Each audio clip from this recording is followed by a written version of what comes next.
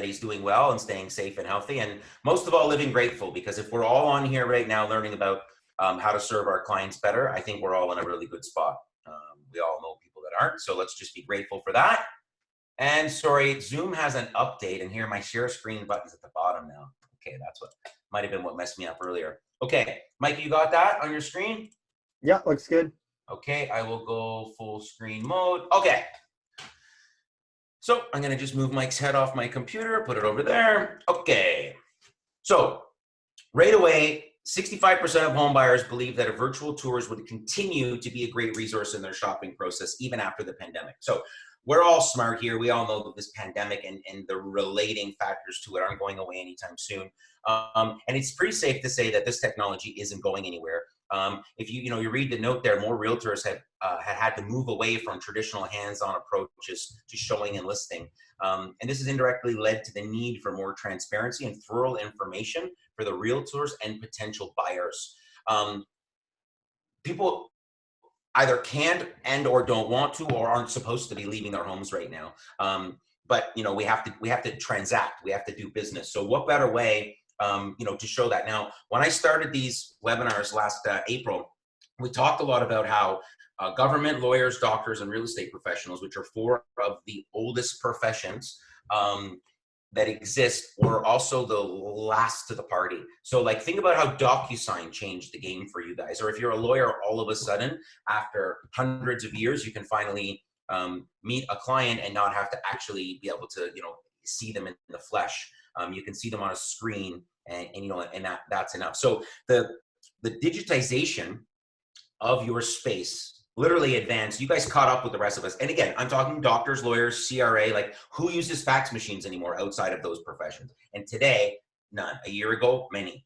I think what you have to really understand is the change is here to stay. If you follow data, it's like when the first car rolled off the production line in like 1912 or whenever it was, that was the start of it. But let's go fast forward to like 1945, post-war, and now we're 30 years into space, and we figured out production lines and scale and all that. Now all of a sudden cars became affordable. It was just the thing to do. At the beginning, the people with the horse and buggies were looking at these people saying, you're crazy. So the internet started in the late 80s, but it went mainstream in around 95. So here we are 26 years later, and the tech revolution is actually today.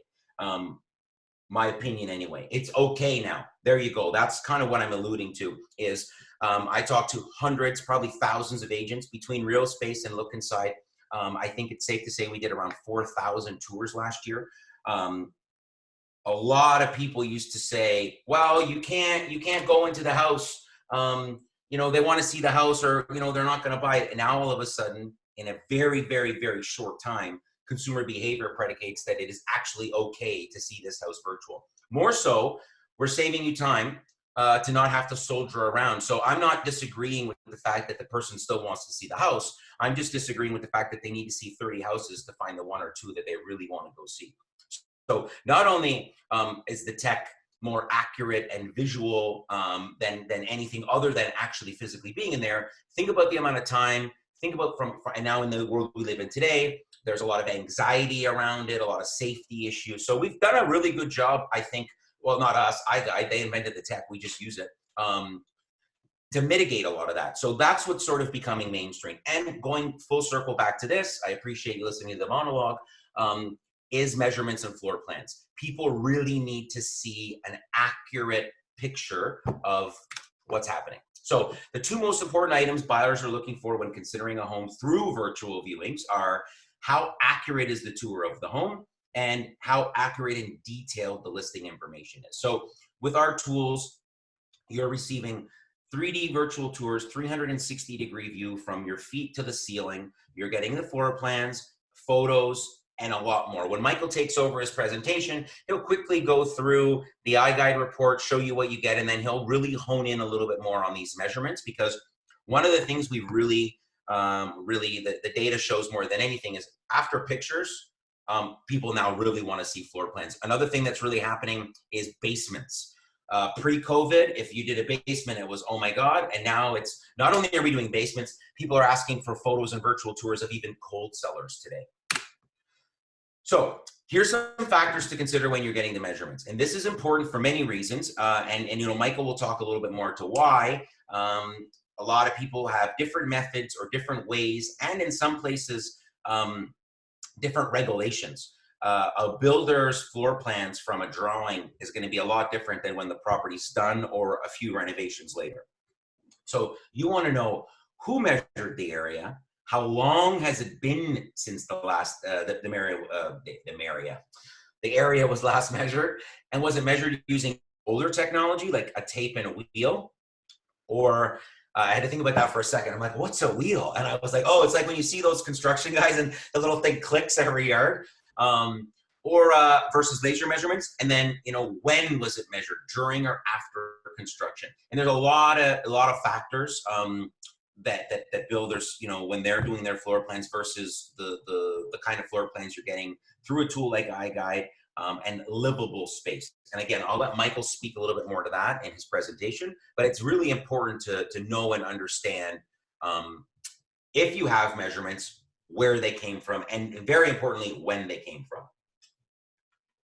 You have an old house in, let's say you have a bungalow in West Toronto that's 100 years old and it's been renovated 3 times over, and you dug up those floor plans that were, you know, in the chest. They probably aren't going to match today. This is a really interesting stat. At the peak of the lockdown, which, I mean, you could argue we're peaking again, listings with virtual tours received 17% more views per property. Like, that's a huge number, and it's only growing. I've talked to agents that you know, are telling me 99% of their business is now done virtual. The information is available. Why should I get my home measured? Well, this is important. You can never be 100% sure of the previous measurements, as again, like we just discussed, they may have or probably did change since the last listing, especially when you consider things like if there was an open space that's now closed space. So if you added on to your screen-in porch and all of a sudden it became a room, or you look at a house that has your living room is open concept, so you have your 20-foot ceiling, so the stairs are here, and above you, where there may normally be, let's say, a den or a bedroom, is open space. On a builder's floor plan, they're going to show the floor closed, so you're actually going to see that couple of 100 square feet, where in actuality it doesn't exist anymore. And for newer, and case in point, for new homes, you can't really rely on builders' measurements. They're usually an approximation. So in most cases, you know, they're giving you every last little inch, because we all know more square footage means more money. And for the owner of the home, it is always wise to remeasure for accurate taxation rate. So this is a really good one. You get into some custom homes, especially some larger homes, 3, 4, 5,000 square feet, and you could be 10 or 15% off from livable space. And we've heard stories of people actually use this technology or different kinds of measurements to successfully fight MPAC on tax changes. So again, a lot of different applications, even insurance applications. This is a great slide, and it's going to show you the difference of irregular floor plans and detailed floor plans. So again, you all understand how floor plans can help the buyer really understand and figure out how they want to plan their space. And the developer floor plans contain details that might not be relevant to the buyer.